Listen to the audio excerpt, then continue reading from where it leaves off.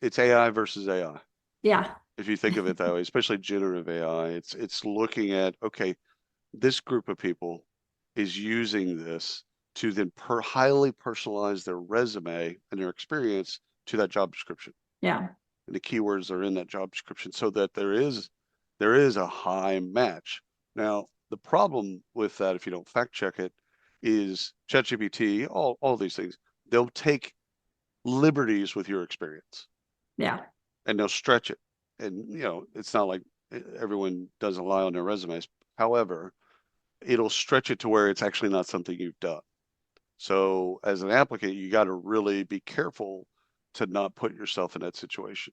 On the other side, you've got AI that's seeking that out, that's looking for AI created resumes and applicants. Not necessarily a bad thing. Like I've told people, it's like, hey, if they're smart enough to use AI to personalize a resume, I don't hate that. Welcome to the HR Huddle podcast, presented by Sapient Insights Group, the ultimate resource for all things HR. It's time to get in the huddle.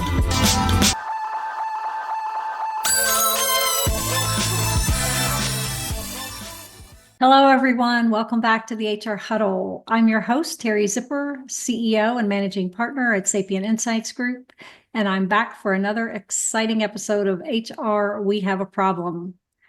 This is the show where we break down the big and most relevant HR issues of the day. We help you make sense of what they mean for you, and we talk about what you might do about them. Joining me today is my friend, William Tincup. William is a leading HR technology strategist, analyst, editor, advisor, podcast host, co-founder of WRKdefined, known for his work on the future of work, AI, recruiting, HR. I mean, he's just a Renaissance man, okay? He's got deep insights into HR innovation, tech adoption, and what I love about him is he's no bullshit. So welcome, William. It's great to have you on my show finally. Renaissance man. Of course, I think of Da Vinci. I'm like, yeah, I can't. But yes, thank you very much. This is going to be fun, mostly because you and I get to just talk about stuff, and hopefully it's relevant to the audience. We can maybe solve some problems, or at least talk I about think them. it will be. Yeah, I typically like to come up with a general direction that I can introduce at the start of the show, but 100%. you and I just decided we were going to do some freestyling. Yes. So I rest assured you're going to have fun. It's going to be entertaining. You'll learn something. So we're about to get into the huddle. Oh yeah. So yesterday I asked Ryan. I said, because Google Chat has a huddle feature. I think Slack does too. And I'm like, can you have a huddle of one? Like that can't be a huddle, right? Like a huddle assumes that there's more than one person there, right? Assumes, yep. Right? So there's no huddling with one person. So that's one thing. The other is about 3 weeks ago, I taught Merit Badge College for Boy Scouts, and I taught communications and public speaking together. And I had about I had 10 kids in there. And one thing, when they first walked in the room, I had a post-it note. I said, I want you to write on that post-it note anything. Doesn't matter. Just pink elephants. Doesn't matter. Go ahead. And so they all write down things. I said, no, give them to me, crumple them up, great, and put them in that cup. Fantastic. And about 2 hours into the class, I'm like, okay, you remember that cup? Okay. All right, pick out a topic. And then they'd pick out of the post-it notes. They'd pick it out. I'm like, all right, now you got to speak on that for 3 minutes. Go. And these kids, none of them know each other. So they're standing up in front of the other kids. They're like, let me tell you a little bit about Gatorade, which I love because I love improv, but it's one of those bits, with 12, 13-year-old kids. They don't know. I mean, they kept looking back at me. It's like, is it time? No, you're good. Keep My going. 3 minutes up yet. Yeah. So I like the grab bag bit because it's just a fun. I've done it on stage before with guests, which is terrifying for them. Yeah. But because you're up in front of an audience and it's like I'm walking around with a tin can. It's like, pick out a subject. And they're doing it live in front and they don't know the subjects. So I've done it that was at a Glassdoor's employer branding summit, and they loved it. After they got through it, they loved it. So Anyhow, Yeah. grab that. A bit of the pre-show show, right? Well, I mean, to some extent, and sometimes I think HR is all about improv. Right? Has to be. I mean, we're Has to be. always making shit up to get Has to be. it done and make it work, right? It's you walk in, you have a plan for the week, maybe even the month, and then all of a sudden you walk in and it's like, hey, listen, sexual harassment claim just kind of came in, and your entire day just shifted. Yeah. And it's not, it doesn't have to always be that something terrible. It could be something good. Like we're going to announce an acquisition of another company and we're going to add 10,000 employees. Like, oh, okay, that's good. I mean, it's great, but at the Yeah. same time, it's terrifying because you're not just adding 2, 5, 10 employees at once. You're going to add 10,000 employees. Yeah. And so that's cool. I mean, HR thrives there, but it's kind of like that terrifying and also exhilarating. When I think recruiters and HR professionals, I think they go through that ride where something Yeah. is terrifying at first, and all of a sudden, once they get done or once they get into it, then it's like, this is awesome. Yeah. And so, yeah, I think improv is probably a skill if they don't already practice one way or another. It is actually something that probably they should take classes to Yeah. help them deal with some of the stress of it. I think it's great. Yeah. I had Peter Phelan on and we talked all about using humor and comedy to get through the day, and HR is a good place for that to sit. I mean, a lot of times you walk in with a project like that, and a lot of times it's that person's first time. 100%. They didn't just do 3 acquisitions. Like they're Right. like deer in the headlights. Yes. And while it's been done before and they know they can get experience, there's not a manual sitting on the shelf in front of them. No. They can just pull down and say, okay, what are the steps? And even if there were, it's outdated because that's not that company. Yeah. In Texas, we call that live ammo. So it's like there's like the pistols that I have. There's no safeties. Like Yeah. you're dealing with live ammo, so you gotta realize that and respect that is the process. And it's like when you're in HR and you acquire and you've never acquired somebody, it is live ammo. I mean, or if you wanted to use you're walking on a tightrope with no net. Yeah. But I think the best thing you can do as a practitioner is reach out to your peer group and get advice. Reach out to as many leaders that are friends and just even communities, and reach out to them and go, okay, hey, listen, not for disclosure, however, we're about to add 10,000 employees. Who's done something like this recently? Yeah. What should I be looking? Really, I'm looking for what's going to blindside me more than like, okay, here's how to do, like I got my onboarding process. Great. But like, what Yeah. are the things that are going to blindside me that I just don't, I can't see? Yeah. What do I not know? What do I not know? And now the first thing people are going to do is go to ChatGPT. 100%. Right? 100%. Adding 10,000 employees through an acquisition. They use different software. What do I need to do? Give me a list. Give me a pointer. Yeah. Which, you know what? I had ChatGPT draft my March Madness bracket. Did you? Yeah. And how'd that turn out? Well, so far, do you like what it picked? I don't care. Oh, all right. Because we'll see how it turned out after the games. 100%. Right? Yeah. In 3 weeks, we'll be able to say, oh yeah, that was a horrible idea. But my wife won the pool last year and she picked based on mascot. No way. It's like $600, but she won the pool over all these sports enthusiasts and this, that, and the other, and she based on mascots. Like, okay. What I heard the number, like the statistics, it's like 1 in some quadrillion or something. I don't know. To get a perfect bracket? No, never been done, never probably will be done. I had this years ago, I had the final 8. So I had the Elite 8, all 8 teams. And I still lost the pool because the teams that I had going for the 4 and then 2 didn't go like I thought it would. But I got all the way down to the 8, which is a feat in and of itself. But no, it just blew apart. Yeah. Yeah. So. Well, Louisville and Kentucky are both in it this year. Louisville hasn't been in it in about 6 or 7 years. So I'm thrilled. I'm I'm ready to watch. Are you I'm red or not going to blue? pick them to win it I was about all. to say, are you red or blue? Are you in between? I'm red first Gotcha. because I went to U of L. So Yep. yeah, red Well, first, blue second. it's last year I picked a lot of upsets, and after the first weekend, I was pretty much out. Like my Yeah. bracket was just red, which is That not a was good me color. last year. I was completely busted after the first weekend. I So still then it's paid kind of like, attention to it, but I'm like, that's not going to go my way. All right, got it. Duly noted. yeah. So, yeah, My that's mom will do HR. better than I did because she Yeah, just picked based on name. Like, oh, I tell like her. them.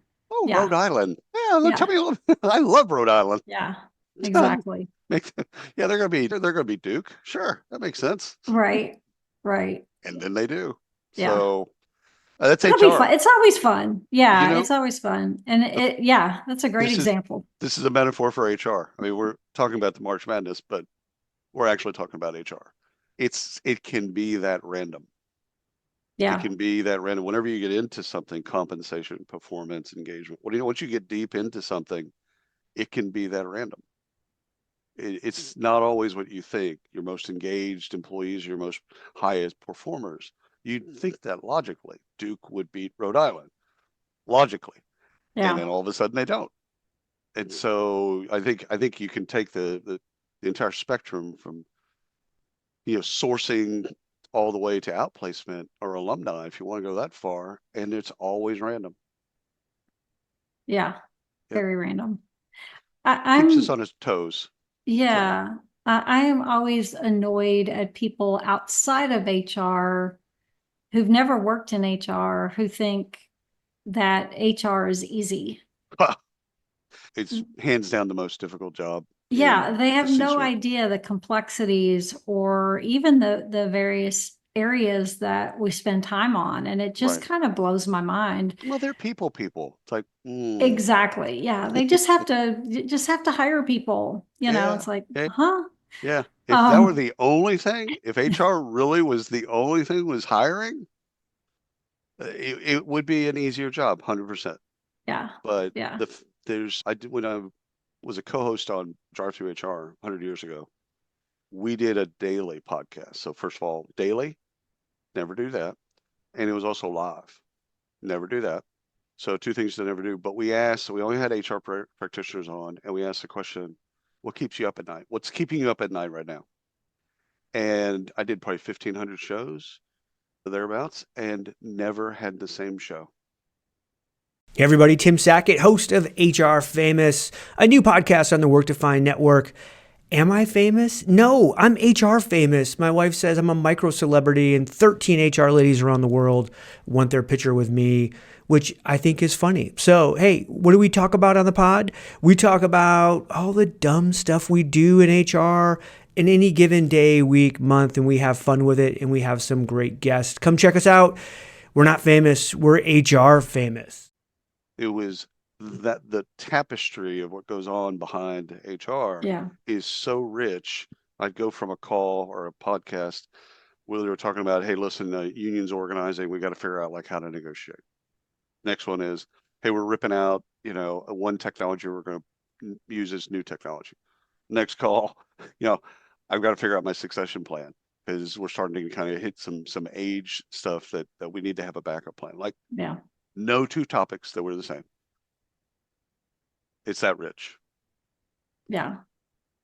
There's a lot of stuff going on. What do you think the answer would be today to that To question? to what? Oh, to HR? Yeah, what's keeping them up at night? I think it's AI is easy. Gen AI, agentic AI, machine learning, all the different forms. But I don't think it's AI. I think it's the adoption of AI. So it's like people are experimenting and they're trying things, which is great. And they're doing it at Yeah. their own leisure. And then some companies are actually putting in like really cool learning paths for people to kind of understand. I've seen some of the Yeah. big consulting firms have bought training companies to do just this with all their consultants and whatnot. But you still gotta adopt it. The software, like any HR tech software, it's only as good as your adoption strategy to get people to use the software. So you can Yeah. do great things in AI, but if you're not adopting it, you're not learning from it, you're not set up a system for people to share what they're learning. So we can increase the literacy across the organization. I think that's what terrifies practitioners right now because they've seen too many implementations of HR tech not go as well as they thought it would. And all of a sudden now you're layering on a different tech and it's moving at the pace that we've never seen. And we don't really have a superstructure to then really capture that learning and then share the learning with everybody in the organization. And so Yeah. if I were working a desk, that's what would be keeping me up at night is how do I Yeah. get people to use it? And then how do I get people to share what they're learning? And so Yeah. that we don't have all these different people that are learning stuff, but they're not learning from each other. Yeah, and it's different than like, features and functionality. I mean, we all know there's 100%. so much in that regard with features and functionality that people just get overwhelmed. They don't even know their technology does it because these features came out in the last year and Yeah. they didn't go to the, Yeah. sessions that the vendor put on. But AI's like, it's not really a feature, right? It's the overlay. It's It's a sort new of, way of work. yeah, how are we going to change? I mean, granted, you're changing work when you're implementing a new technology to some extent, but AI to me, is just a complete. Oh, I think the face of HR is going to change. Yep. And while I don't think they're going to be immediately and as heavily disrupted as some other staff functions like finance and accounting, Sales. and Yeah. even IT for that matter, sales, it's still going to be a serious disruptor for Oh, yeah. HR. And I don't, I'm thinking about the people in there. What are they thinking about right now in terms of how they're going to do that? Yeah. What are their top use cases? How are we going to move the organization and what's that going to look like? I was talking to my wife about it last night, actually. She works for our church. She's St. Vincent's de Paul, so a Catholic church, and she does adult ministry. And so I was telling her, she's using ChatGPT here and there.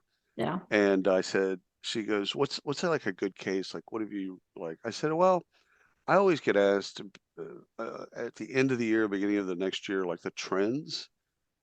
And normally I would just kind of put my head down and then think. I wouldn't look at anything else. I would just think about what I've seen and heard, what I believe. This year, I was on a webinar in January, but doing this, what are predictions for 25? I went and downloaded 25 trends reports from Deloitte, from Burson, all the people that you would, all the people that we know in the industry that kind of have these trends reports. I downloaded all their PDFs. I uploaded them to ChatGPT and said, give me the 5 trends. And it consumed all of those PDFs and gave me the 5 trends. And then I took those 5 trends and then went into Word and went, okay, now what do I think about this trend? So I got it to do all that homework. Like, all right, everybody else has already done all that stuff. I don't need to. They've got research teams. I don't need to be doing that. But I looked at the trend and then I put my own spin or take on that trend. So I still did the work. I just didn't start with a blank screen. Yeah. I mean, you could do that with anything. I was showing my son the other day too. He was working on math. I said, okay, so here you go. Take a picture of that problem, algebra. I said, now upload it to ChatGPT and then ask it to break down the functions and teach you how to do this. It just was a photo. And it just step 1, step 2, step 3. And literally it was just like he was looking at it going, oh my God. Like, why are we learning algebra? I'm like, it's a good question. First of all, it's a great question, but you still have to take the test, son. Yeah, sorry. Yeah, you're not gonna get out of that. But it's like HR again in recruiting, if they'll tinker, if they'll play and allow themselves to just try stuff, I think they'll find that it's useful for their day to day, and it will make them better by infusing. And again, everyone talks about the low value task and how it's going to automate versus augment and how to make those more efficient. But I'm talking about just your mind thinking about how you do things and not being tied to them, not being emotionally or intellectually tied to, well, we did it this way. Well, Yeah. you don't have to do it that way. That's a choice. You Yeah. don't have to do it that way tomorrow. Yeah. Well, and I mean, I think about, recruiting, which is obviously one of the easiest use cases, right? Or at least one of the ones that people rate right up there at the top. You're getting 800 resumes for this job. It's impossible to go through them all, right? Can't. And so, Shouldn't. yeah, Let's deal with that part. yeah, Shouldn't do it in today's age. If you look at 800 resumes, you're the problem. yeah. It's certainly making their life easier. Right. I'm wondering, I'm thinking about the applicants, right? And so what are they doing on the back end? Are they, they're probably writing their resume with ChatGPT and the job posting, right? 100%. They're doing, so it's AI versus AI. Yeah. If you think of it that way, especially generative AI, it's looking at, okay, this group of people is using this to then highly personalize their resume and their experience to that job description. Yeah. And the keywords are in that job description so that there is a high match. Now, the problem with that, if you don't fact check it, is ChatGPT, all these things, they'll take liberties with your experience. Yeah. And they'll stretch it. And, it's not like everyone doesn't lie on their resumes. However, it'll stretch it to where it's actually not something you've done. So as an applicant, you got to really be careful to not put yourself in that situation. On the other side, you've got AI that's seeking that out, that's looking for AI created resumes and applicants. Not necessarily a bad thing. Like I've told people, it's like, hey, if they're smart enough to use AI to personalize a resume, I don't hate that. Yeah. I mean, if it's only do they really want the job? That's what I really care about. Are they passionate about the company? Are they passionate about the mission and vision and values? Do they care about that stuff and have the experience? And if they used AI to do that, okay. Yeah. I'm hoping they do use AI. Yeah. The question is, what else are they doing to, make sure that they show up? Right. Oh yeah. Yeah. Now, well, it used to be key. like 100 years ago, you could hack the ATSs by putting all the keywords in white and then making them invisible in your resume. So when the parsers parsed, they got all those keywords. You couldn't see it visually on the it's a little dark. I did not know Sorry, this. Teri. You're looking with this shock, like, who did that? Like, I'm wow. I shouldn't tell that. Maybe the statute of limitations run out. No, maybe everybody else knows that. Oh yeah. No, that was the hack. You'd do it in Word and you'd put massive list of keywords. Yeah. No wonder I never got a job sending a resume. And you just select it all and make it white. It's invisible. Yeah. So it was there. And so the parser would see it because it's text. Yeah. Right. And it would put all those things in there and shocking, not shocking. And then the parsers got smart. So yeah, of course. Yeah. So this is the same thing. You're going to have good actors and bad actors. Good actors are going to use the technology to do good things. And the bad actors are going to use the technology to do bad things. Yeah. What other use cases do you see? Maybe some unique ones or some things that you don't think people are giving enough time and thought to? I think productivity is exciting for me, is to see, because we make so many assumptions around productivity, like who in our organization is the most productive. And, you've got RTO and remote kind of at odds with each other. And I would love to look at the data to see who's the most productive. Again, at the office, not at the office, I don't even care, because if it's about productivity, it's about outputs. So who's the most productive? I really think there's a really neat case in there to look at data. And you can do it a number of ways. I've seen different technologies that are desktop based or laptop based where there's technology running in the background that keeps up with all the things that you're doing when you don't have to. So it's actually keeping track of everything you're doing, browsers that are open, all that stuff. And there's no way to hack it. It's just keeping track of what you're doing. And if it does that with everybody, you can then look at, okay, who's actually being productive? Yeah. it's a little big brotherish, so I understand people's reticence to like, I don't know if I want everyone, Yeah. I don't know if I want the company to look at everything that I'm looking at or doing on my Yeah. laptop, but Or maybe we gamify it, right? And like, right, if a lot of people are very, very competitive, right? So 100%. I want to be number one. Like we had a time entry system that would tell people, and I don't even know how they were doing this. I guess it was just, did you enter your time every day? And so Right, I'd get right. this notification that, so and so was the number one time entry person this week. And I actually had people saying, oh my God, like so and so beat me. It's like, Yeah, it's just time entry. yeah, yeah. Okay. It's well, but the thing is they need that to be for it to work. Yeah. They need that data.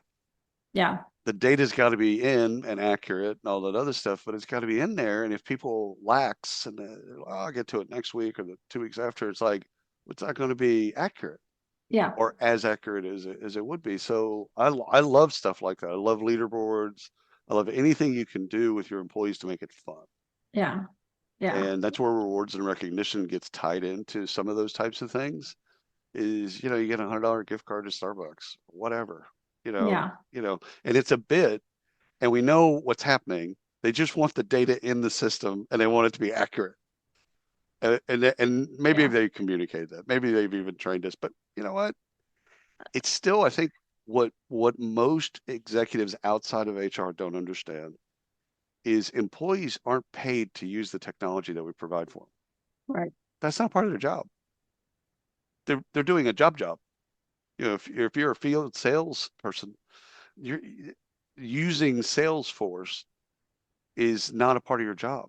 It's not in the job description. It's technology that's provided for you to then make the company smarter and make you smarter too. Yeah. Same thing with payroll.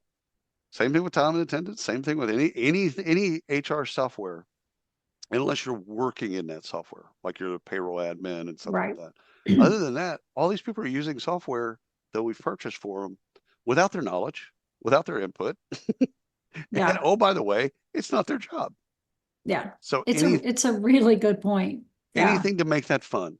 Like I tell people years ago when I was doing a lot of work with adoption and implementations, I'm like, you need to make this fun.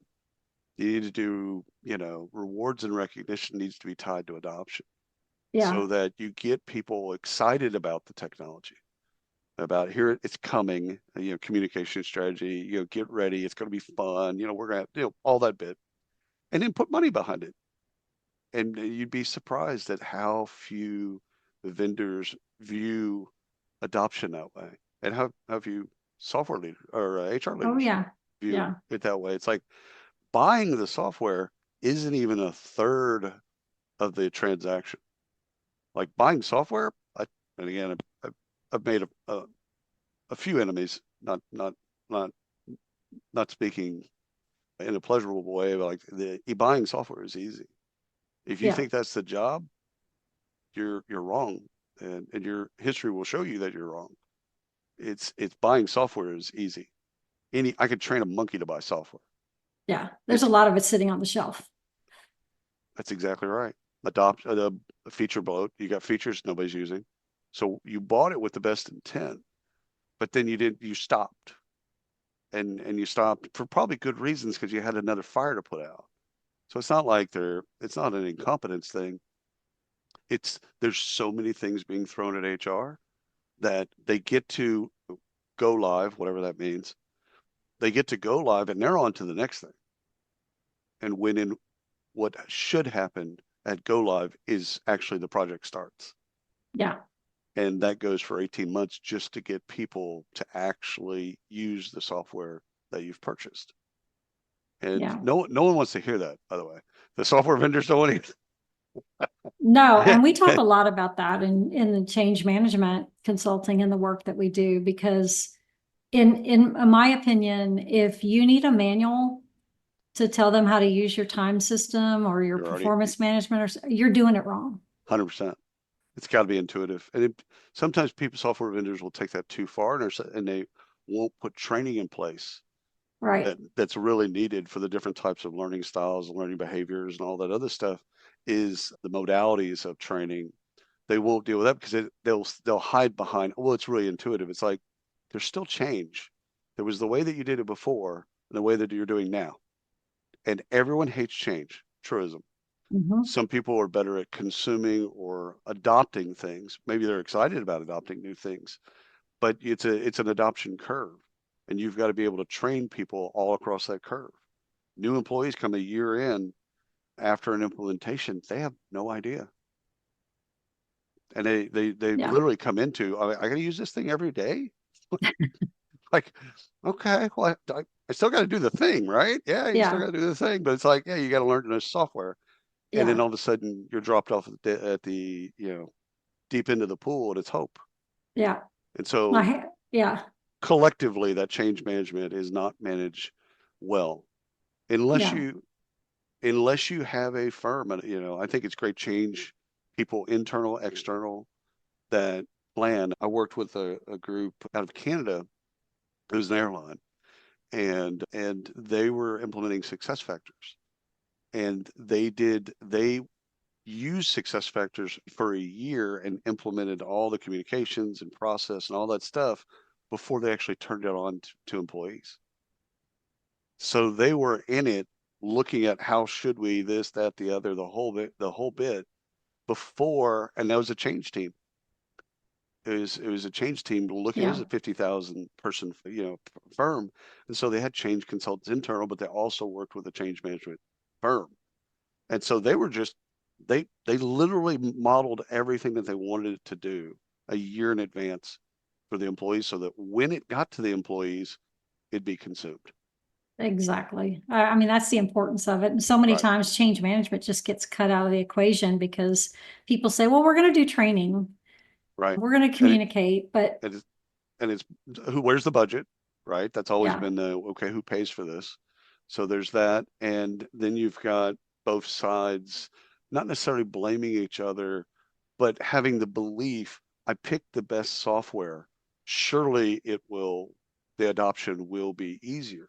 And you've got Yeah. software companies that are like, the software's so intuitive, just turn it on. It's like, okay, neither of those things are true. So Yeah.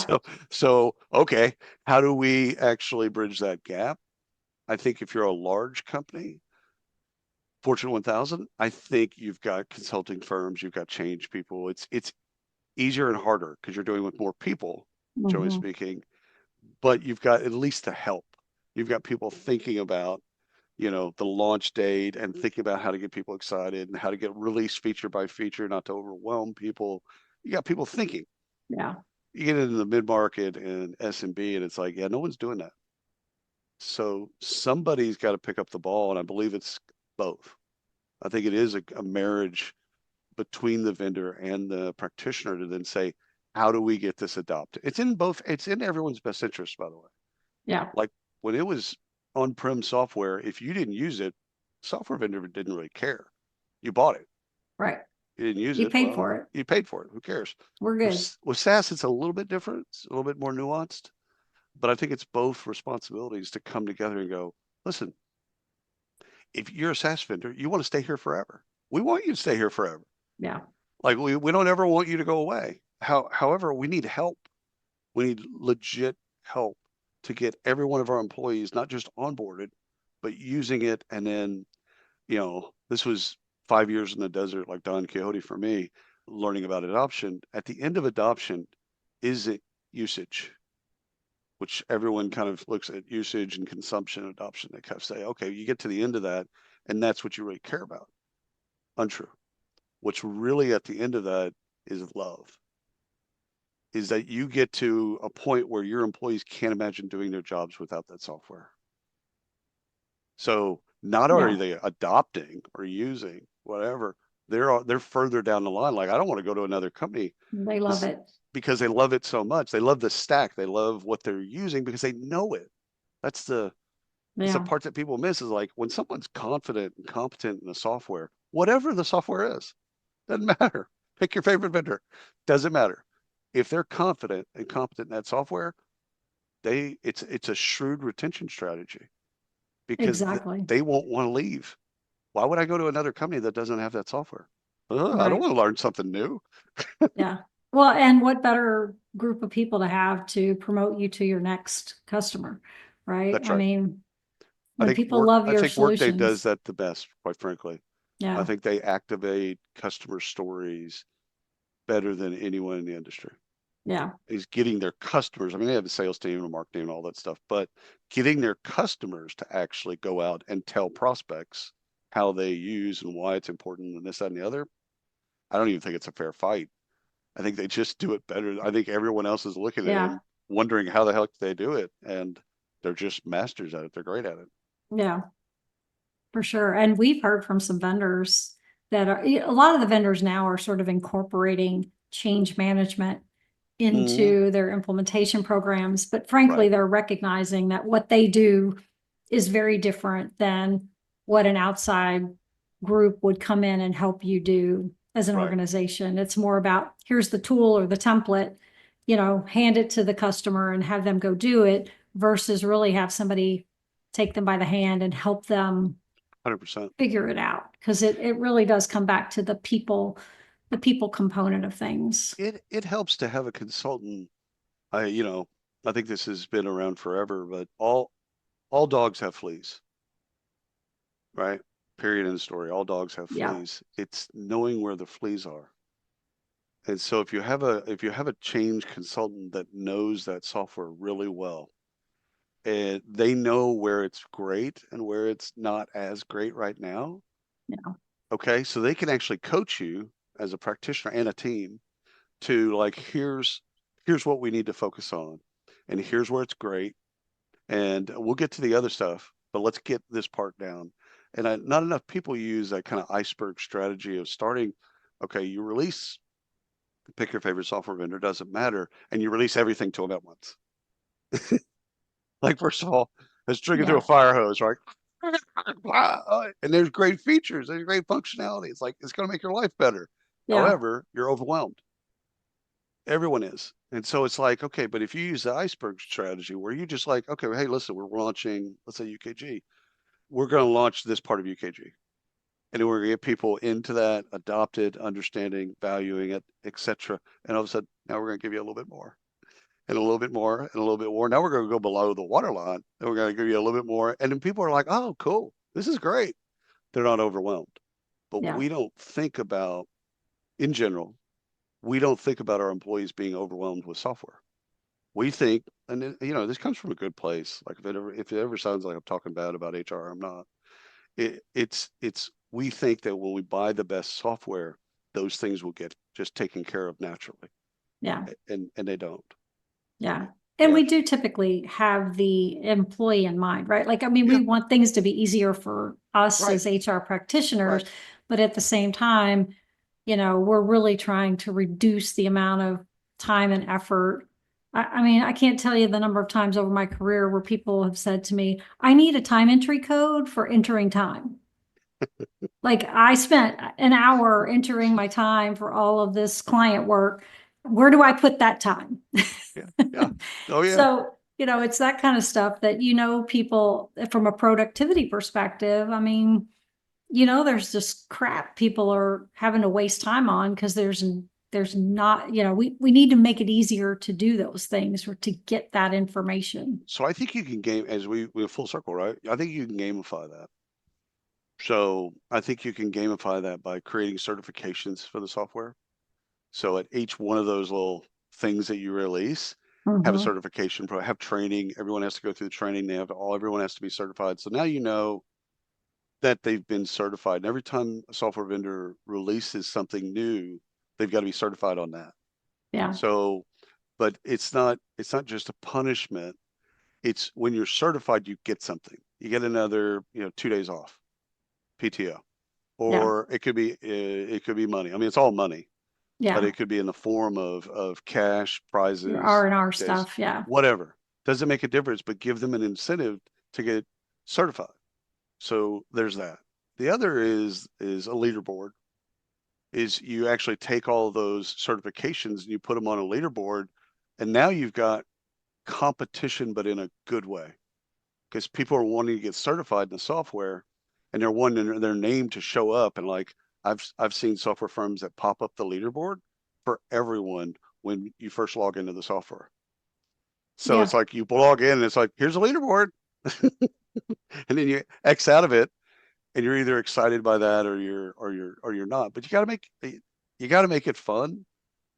I think that's one of the hacks is just make it enjoyable. And again, partnering with your vendor is super important because they've been through thousands of implementations. So that team that's working on that side of the ball, it's like they've got great experience, but you got to ask. You gotta talk, and not enough people talk about what happens when things go badly. Because something during an implementation is going to go sideways. That's just going to happen Invariably. Yeah. invariably. And no matter what you do, there's going to be a point in which you're like, oh my God, our historic data is horrible. Crap. Yeah. What are we going to do? It's like everything's predicated on our historic data. We didn't know. We just thought it was going to be great. Yeah. Turns out not so great. Okay. Yeah. Well, that's a shock to the vendor. That's a shock to the practitioner. But now it's like, okay, but it is what it is. How do we rectify this? And there's always a way to reconcile that. Yeah. It's just, you got to work together. I think that's some of the best relationships that you have Yeah. is with that implementation team on the partner side, on the vendor side. Yeah. That's a great point, William, because in my experience, and I used to demo and sell software back in my early days. Bless you. Yeah, fun times. And, I remember, and I did the implementation, went through the whole process. I remember the most successful implementations were always those people who were very engaged in the process versus the ones who just kind of threw it over the wall and said, get us implemented. Good luck. And it's like, you got to be very engaged here because this is 100%. your solution, right? And I can configure all the bells and whistles, but right. If they don't do what you need them to do, if they don't have the outcomes you need, it's gonna suck. You almost wonder, why do we buy the software? Yeah. And normally what would happen back then, and it still happens today, is they would pass it to a project manager that had no experience, launching HR software. Yeah. They were just a really good IT person. And so they understood software, but they had nothing to do with the purchase. Yeah. They don't know how employees are going to use this. And so they're taking them through kind of a model that works for them, but without any context. Yeah. And they weren't involved in the sale. That's and right. I just spent 6 months with this organization, learning everything I could about them so that I could understand how we could position the solution to meet their needs. And then I just, throw a project manager on there who has none of that history. Right. And they're starting over. It's a frustration that hiring managers have with sourcing and recruiting, and have had for a long time, is during the sourcing process, you're learning things about the candidate. Yeah. During the recruiting process, you're learning things about the candidate. And all of a sudden, once you get passed over to the hiring manager, they don't know any of those things that you've talked about. Yeah. Any of those learns. They're basically starting afresh. Yeah. With that candidate. And it's like, okay, well, we wonder why hiring is hard. Well, we make it hard because we haven't captured all those learns. Hey, they mentioned in one interview that they want to learn, pick something, doesn't make a difference. They want to learn JavaScript, just make it simple. And all of a sudden that's not captured anywhere. And all of a sudden the hiring manager is like, hey, what do you want? What do you you want to learn something, obviously. But what do you want to learn? Well, the candidate's like, I've already talked about this. So they're frustrated. And the hiring manager is frustrated that I should have known that. Yeah. Going into it, I should have been able to look at it and go, okay, so I see that you want to learn a JavaScript. What else do you want to learn? Like, now that's a better interview. It's a better way to use data that's collected. It's the same thing. You're in sales for software, you're collecting all kinds of data about the company and about the practitioner, about the team and all that stuff. And then all of a sudden they just pass it over to someone else that has none of those learns. Yeah. And they start new. It's like, and we wonder why things go sideways. Yeah. I hope AI is going to help us with that because I it's do. going to capture more of those conversations and Yes. what they told the recruiter is going to hopefully get passed on to the manager in a more seamless way. Let me ask you one final question. Sure. And Sure. thinking about that and just sort of where we are from an AI perspective, are we behind? Getting our understanding of this? Because I kind of feel like Oh, year 100%. one, what was it, like just a little over 2 years ago, AI came on the forefront and that's all we talked about. It was like you couldn't have a conversation without talking about AI. Right. And then year two was kind of like, nothing's happening, Yeah. not gonna worry about it, Yeah. whatever. And now I all of think, a sudden it's like, run, yeah, run for go the hill. fast. Yeah, Run we gotta fast get this done. downhill. Thanks. Right. But, what are your thoughts on that? And then I what think advice would you give people that are just sort of trying to figure out where to start? I think the agentic AI is the most fascinating if you're looking at where to start, starting with where these bots are around you at all times so that you can ask questions, it's capturing data, and when it interfaces with another bot, another agentic AI, they're communicating. So that all of those things have been communicated. Yeah.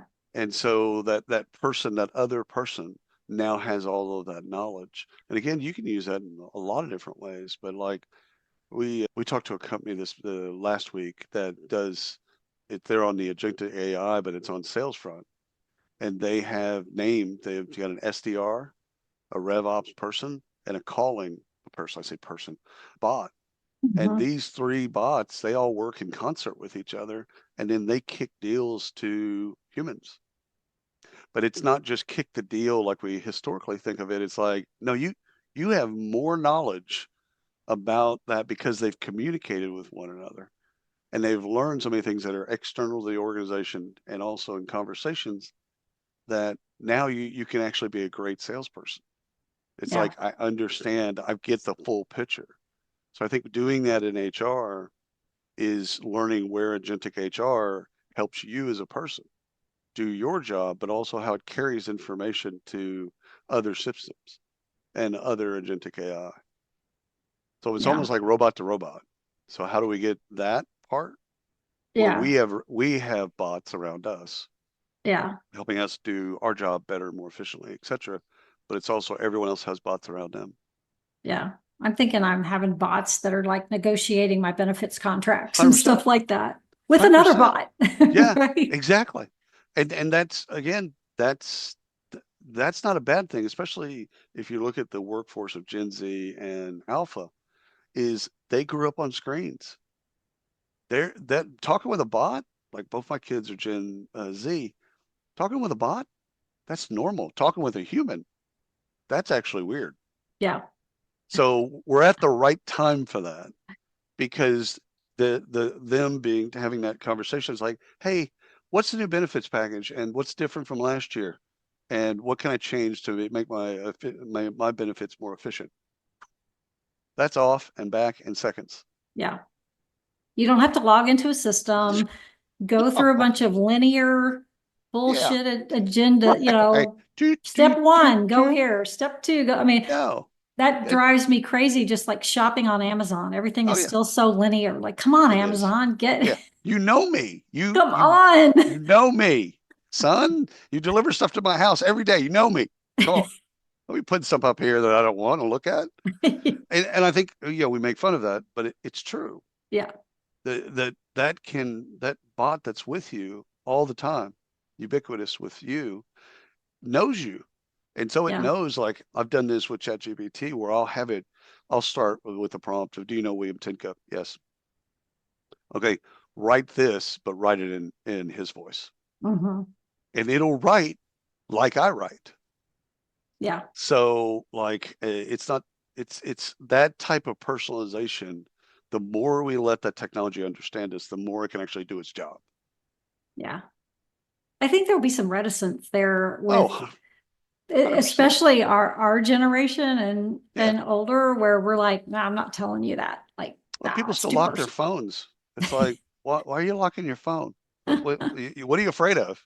If Yeah. someone wants to hack your phone, They're going to hack your phone. they've already hacked it. That keeps the Girl Scouts out. Other than that, what are you doing? Yeah. Like, you don't need to lock your phone. It's crazy because we think it's private. It's like, oh, the stuff on my phone is private. It's like, no, it isn't. And nor should Yeah. it be. No, it's not private. No, but we grew up thinking like, okay, well, there's a thing called data privacy. Yeah. There's no such thing. Yeah. That myth, A, was never legit and not legit now. Yeah. And we don't want it to be. We Yeah. need our data to actually inform. Like people, I get in this conversation with people all the time. They're like, why are you so online? Like everybody knows this and that and the other. I'm like, I want the algorithm to know me. Yeah. I don't want to be on Instagram and it serve up, feminine napkins ads. Like that's why I want it to know me. I want it to be smarter about what it's going to serve up to me. Yeah. Why would I care? They're using your data to do so and so. I'm like, they're also using the data to serve up things that are appropriate to me. Yeah. Which is what I want. It's hilarious when my husband gets on his Instagram account, which is all about his music. Yeah. Because I do a lot of the posting for him. And I just like, when I'm in there, I'll like see stuff. Oh, I want to look at that. So he's like, they're serving all this stuff up to him. And he's like, tone bodies and, all these exercises. And he's like, what is this crap? Why is my feed different? Yeah, there's a comic, Ari Shafir, that did this bit where all he looked at, like on different media, Instagram and TikTok, whatever, it was puppies. So he did it for like a couple months where all he would go into Twitter and talk about puppies. He'd go into TikTok, puppies, and do search. So he did this bit just to see what would happen. And after he did that for long enough, everything served him up was puppies. Like there was nothing else. Like it's almost, there was no other part of Instagram other than puppies. Yeah. And so that might not be so bad. dude, if you can't laugh at puppies, I've seen this at a couple conferences now where they actually have like the SPCA and they have puppies there and you can go in and sit with the puppies. And you just gotta sit down and puppies are just all over you and they're playing and whatever. And like there's no better feeling. Yeah. Kittens are the same way, but I mean, it's the same thing. It's like they're just having fun. They don't know what they're there for. Yeah. So it makes you smile. There's this, I know we're devolving here, but there's a guy on, I can't remember if it's Instagram or TikTok. He does like Walmart vibes and he goes into Walmart and he starts dancing to things like YMCA and all these like 80s, 90s songs. Yeah. And people just like, a lot of people will start dancing with him. Oh, yeah, 100%. And it just like, every time I see that, it just makes me smile. I'm like, that is, I just like it. It's easy to make fun of people at Walmart. Yeah. Like that's bush league. Like somebody that's not dressed appropriately, or, somebody's hammered or whatever else. Like, okay, that's easy.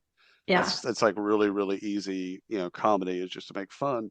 But to actually take that and say, no, you know what? I'm going to do something fun.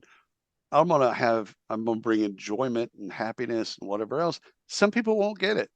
Yeah. And that's okay. That's okay. They'll see you dancing on a hardware aisle next to hammers and having fun. Like I can see him doing an MC Hammer on the hammer aisle at Walmart. Yeah. Like that would be a bit, right? Can't touch this. So like, let's have some fun. And if people don't like it, great. Turn the channel. Yeah.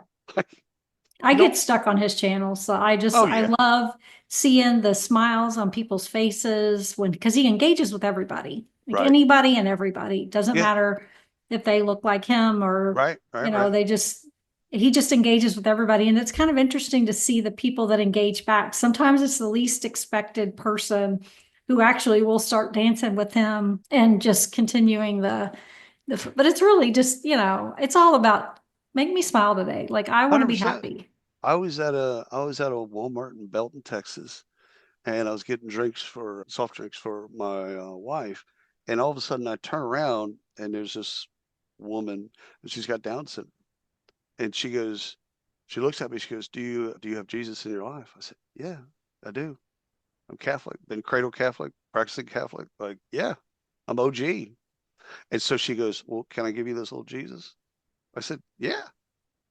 So, and I expected more. Like I expected, okay, we're here. So, okay, what's the pitch? Where are we going with this? Like we're raising money, whatever the bid is. And that was it.